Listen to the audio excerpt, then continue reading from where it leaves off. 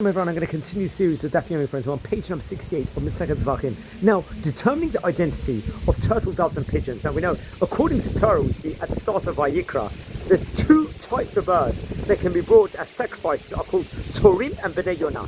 Turtle doves and pigeons.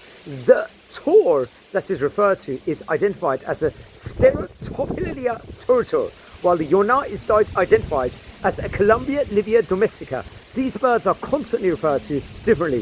The former are called Torim, while the latter are called Bnei Yonah.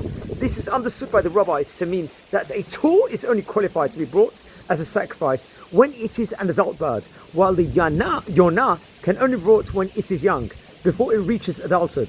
According to the Mishnah, I think in Masechet Chulin, these two periods are mutually exclusive, and what would be an appropriate sacrifice in a pigeon would be an inappropriate one in a dove, and vice versa. The cut-off point between the two is just 4 or 5 days after hatching, while the bird's body becomes covered with plumage, gold in the case of Torim and yellow in the case of Bnei Yonah, respectively, over here. But how does this fit into today's page of the Gemara, friends, over here, as we are in page number 68 over here today?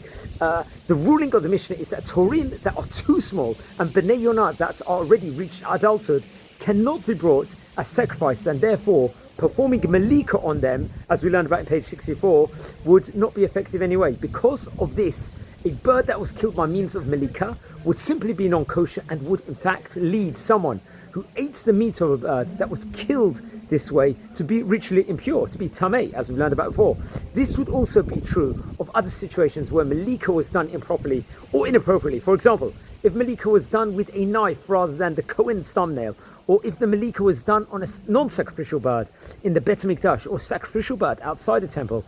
Now, the Mishnah over here in today's page teaches, however, that there are cases where the Malika will not be appropriate for technical reasons also, but the birds will not ritually defile someone who ate its meat, like a case where Malika was done at night, or where the Kohen performed the Malika with his left hand. Very, very interesting. Just stating this over here at a Persian Synagogue over here in the city of Bet Shemesh. Wishing you all a good night and take care, friends. Page 68, Masechet Zevachim.